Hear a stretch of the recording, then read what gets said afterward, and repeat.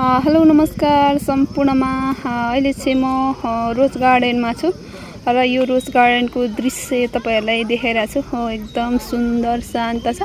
अझ यो भन्दा अगाडि चाहिँ फुलहरु फुटेको मक्कै फुलेर चाहिँ धेरै राम्रो देखेको छ। अहिले पनि फुलहरु फुलेको छ र त्यति सारो चाहिँ सफ्लेको त छैन रहेछ हैन, तर फुल्नु चाहिँ फुलिरहेछ। हाम्रो यहाँनिर हुनुहुन्छ गार्डन हेर्दै हुनुहुन्छ, फुलहरु गोड्दै हुनुहुन्छ, रोज गार्डनमा हुनुहुन्छ र यसै गरेर यतानिर कस्तो साह्रो राम्रो देखेको छ। वाउ, आज चाहिँ मौसम पनि एकदमै भनौँ न घुम्न लायकको छ। घाम पनि लागेको छैन, एकदम शीतल शीतल छ र तपाईहरुले देख्नुहुन्छ यहाँनिर विभिन्न ठाउँबाट घुम्न आइरहनु भएको छ भने यतानिर चाहिँ हाम्रो बिबी पार्क रहेको छ। त्यसपछि यहाँदेखि उता हाम्रो शमशेरशिल्पा श्रमदान चौतारी आराधना गोर्खा चौतारी जाने बाटो रहेको छ भने यतापट्टि चाहिँ हाम्रो रोज गार्डन रहेको छ र यहाँनिर हेर्न सक्नुहुन्छ यो खालको कस्तो दामी छ नि त हैन। ल यसै गरेर पारिपट्टि रहेको छ हाम्रो रक गार्डन रहेको छ, पारिपट्टि चाहिँ रक गार्डन रहेको छ र जस्तो महानुभावहरु हो यो चाहिँ हाम्रो नेरहरूको सन्तानको परिकल्पना बनेको रोज गार्डन जुन चाहिँ धरानको महानगरपालिका वार्ड नम्बर 20 भित्र रहेको एउटा यो भनौँ न क्षेत्र हो यो रोज गार्डन। त्यसपछि तलतिर अलिकति एसएनएस पार्क, एसएनएस चौतारी, त्यसमा पारिपट्टि हाम्रो रक गार्डन अनि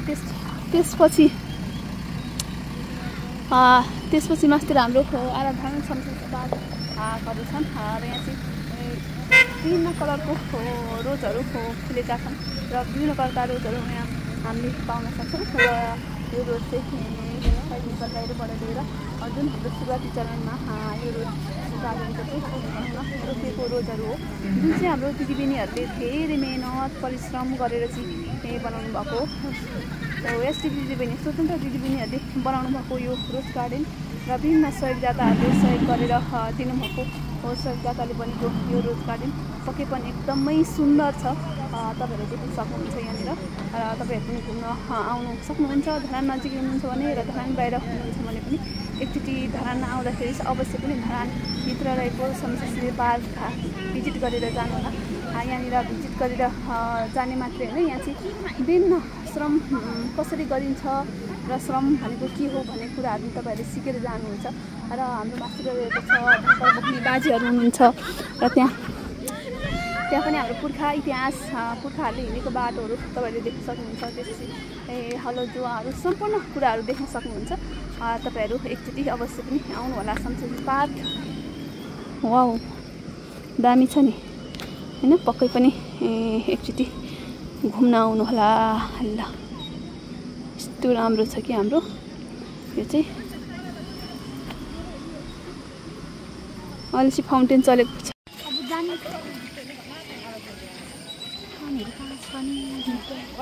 यसै गरेर म माथिबाट चाहिँ यस्तो घुमेर आइसकेको छु र यहाँदेखि चाहिँ तपाईले देखिरहनु भएको छ हाम्रो रोज गार्डन र यतानिर हाम्रो यहाँनिर केटाकेटी बच्चाहरूलाई खेल्ने ठाउँ रहेको छ भने यतानिर हाम्रो एउटा टावर एसटिभी भनेर चाहिँ लेख्नु भएको छ। यसको अर्थ चाहिँ स्वतन्त्र दिदीबहिनी हो भनेर चाहिँ हामीले देख्न सक्छौँ भने यतानिर हाम्रो बोजूहरूले कुसेली बोकेर बसिरहनु भएको छ। यो चाहिँ अब भनौँ न पहाड जाँदाखेरि चाहिँ यसरी भारी बोकेर चाहिँ गइन्थ्यो सोलीमा खानेकुराहरू माइत जाँदाखेरि भन्ने खालको थुप्रै यसको परिभाषा छ र यहाँनिर हाम्रो जति पनि हाम्रो दाताहरू चाहिँ यतानिर शिलालेखमा लेखिएको छ र यतानिर हाम्रो रोज गार्डन र यता पनि हाम्रो शिलालेख छ। विभिन्न ठाउँबाट धरानबाट मात्रै नभएर 753 पालिकाबाट चाहिँ हाम्रो भनौँ न समर्थकहरू र सहयोगदाताहरूले सहयोग गरेर बनाउनु भएको यो एसटिभी रोज गार्डन संस्कृति पार्क परिसरभित्रको स्वतन्त्र दिदीबहिनी रोज गार्डन श्रमदानद्वारा निर्माण सम्पन्न गर्नेका निमित्त बनेका समिति पदाधिकारीहरू यहाँनिर भन्नुभएको छ तथा सदस्यज्यूहरूको नामले यसरी देख्न सकिन्छ। अध्यक्ष हाम्रो गंगादेवी शेरिङ हुनुहुन्छ, उपाध्यक्ष चन्द्रकला याखा, सचिव तुलासा ताम्ली सुब्बा, सहसचिव रिता सिप्ताङखु र सहसचिव सहसचिव चाहिँ सम्झना चामलिङ राई, सहसचिव कोपिला घिमिरे, कोषाध्यक्ष विष्णुकुमारी याखा, सदस्य यस गार्डन निर्माणका कार्यमा श्रमदान गर्नुहुने सम्पूर्ण स्वतन्त्र दिदीबहिनीहरू भनेर भन्नुभएको छ भने सल्लाहकार निर्मला सुब्बा जुन चाहिँ मेरो हर्क साम्पाङजीको जीवन सङ्गिनी हुनुहुन्छ र सल्लाहकारमा मिना सिंह पनि हुनुहुन्छ र डिजाइनर चाहिँ रामप्रसाद राई सिप्ताङको हुनुहुन्छ।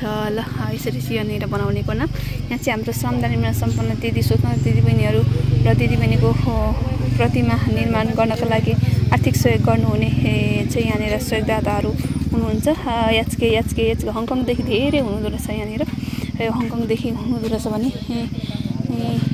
यतापट्टि पनि तपाईँले देख्न सक्नुहुन्छ यहाँ पनि भनौँ न सहयोगदाताहरू नै हुनुहुन्छ र दुईतिर यसरी सहयोगदाताहरूको नाम लिस्ट चाहिँ यहाँनिर राखिएको छ।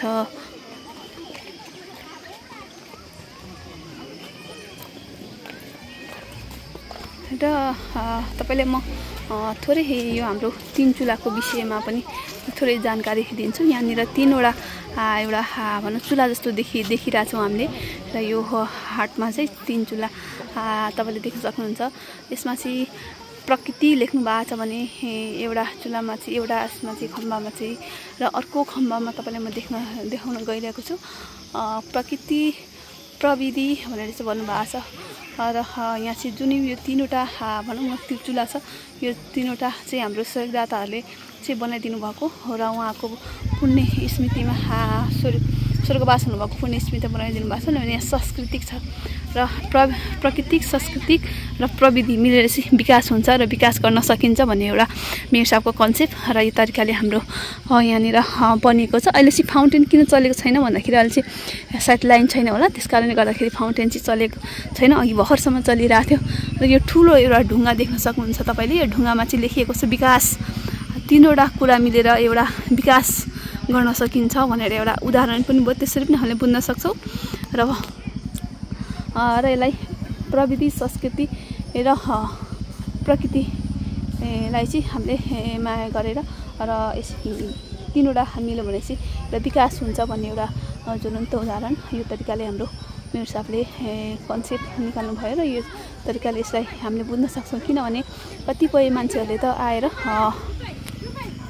फोटो मात्रै खिचाउनुहुन्छ नि त, यता फोटो मात्रै खिचाउने अब हमेसा हेर्दाखेरि देखिन्छ, तर यसले गहिरो रूपमा बुझेर हेर्दाखेरि चाहिँ यसको महत्त्व चाहिँ यति छ। र योभन्दा पनि अझै थुप्रै कुराहरू यहाँनिर भनौँ न कुराहरू यसलाई दिन सकिन्छ, तर मैले जानेको चाहिँ यतिसम्म जानेको र मेरो साथले पनि भन्नुभएको र धेरै कुराहरूले व्याख्या विश्लेषणहरू गर्न सकिन्छ। यसलाई अझै पनि गर्नु पऱ्यो भने राधासँग मान्नुभएको यसरी चाहिँ यहाँनिर धेरै समय भनेपछि एकदमै मेरो साथले छोटो समय दिनुभएको छ हाम्रो दिदीबहिनीहरूलाई। त्यो समयमा उहाँले दिनरात नबनिकन खटेर चाहिँ बनाउनु भएको हाम्रो यो रोज गार्डन एकदमै अहिले एकदमै यो ठाउँ चाहिँ विभिन्न ठाउँबाट चाहिँ घुम्न आएर पर्यटकहरूले यहाँनिर फोटो खिचेर लानुहुन्छ र हाम्रो आराधरान फोटो स्टुडियो पनि छ र त्यहाँबाट पनि यहाँकै फोटो खिचेर यहाँको हाम्रो यो रोज गार्डनको प्रतिमाहरू एडिट गरेर पनि त्यहाँनिर बनाएर तपाईँहरूले आफ्नो ठाउँमा लानु सक्नुहुन्छ, यहाँको चिनो लानु सक्नुहुन्छ। र यसै गरेर आज चाहिँ मैले रोज गार्डनको भिडियो लिएर आएको छु र यसै गरेर यहाँनिर उतापट्टि टिकटक फोटोहरू खिच्दै हुनुहुन्छ र उहाँहरू चाहिँ पर्यटकहरू हुनुहुन्छ र हाम्रो यहाँनिर नजिकै रहेको छ झाँक्री दह।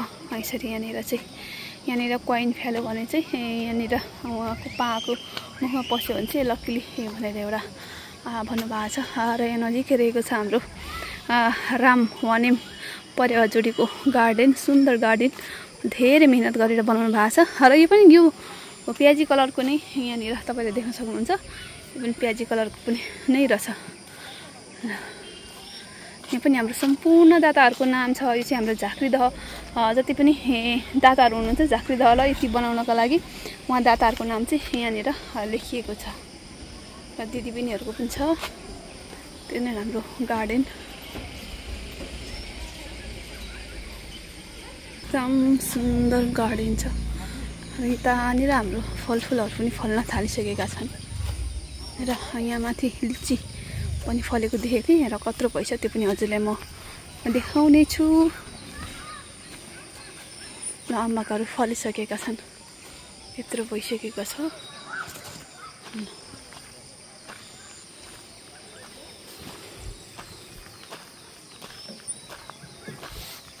ओहो ल लिची पनि फलिसकेको छ। यसरी समससी पार्कमा यसरी लिची पनि फलिसकेको छ। ल यसरी चाहिँ पहिला यो ठाउँ बगर थियो। बगरलाई चाहिँ अहिले यहाँनिर वृक्षारोपण गरेर बोट बिरुवाहरू रोपेर यसरी यहाँनिर फल दिन थालिसकेको छ हाम्रो यो ठाउँले। र माथितिर हाम्रो गोर्खा चौतारी बन्दैछ। र यतापट्टि केराको बगानै छ। केराको बगान छ। केराहरू पनि कति फलिसकेका छन् भने यहाँनिर थुप्रै कुराहरू छन्। यो रिठा हो। र रिठा चाहिँ हामी साबुन बनाउनको लागि प्रयोग गर्न सकिन्छ। र यतापट्टि रहेको छ हाम्रो नर्सरी।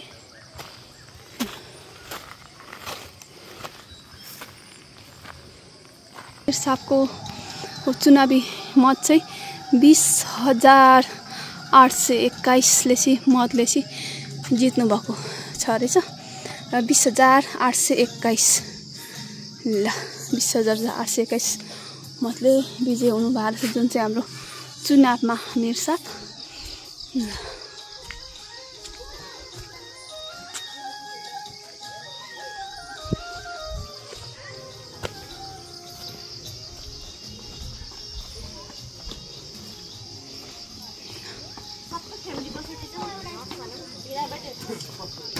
बेलुकाको साँझको समय चाहिँ यस्तो छ। र आज तपाईँलाई म आराधना हुँदै मौनता क्षेत्र पनि पुर्याउने छु। भिडियो हेरेर साथ दिनु होला। यहाँ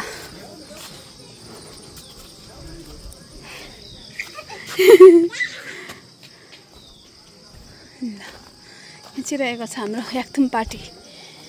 यसरी यहाँनिर चाहिँ अगाडि फुलहरू पनि रोपिदिनु भएको छ। याक्थुम पार्टी भनेर चाहिँ अहिले चाहिँ यस्तो छ हाम्रो बाटो। र बिचमा हाम्रो रेलिङ पनि लगाइसक्नु भएको छ।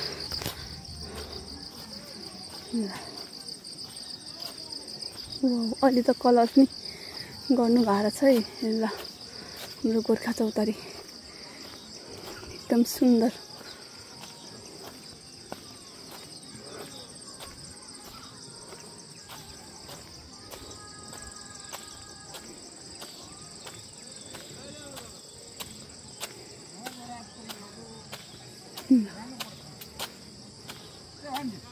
ओहो मामा पनि आइपुग्नु भएछ।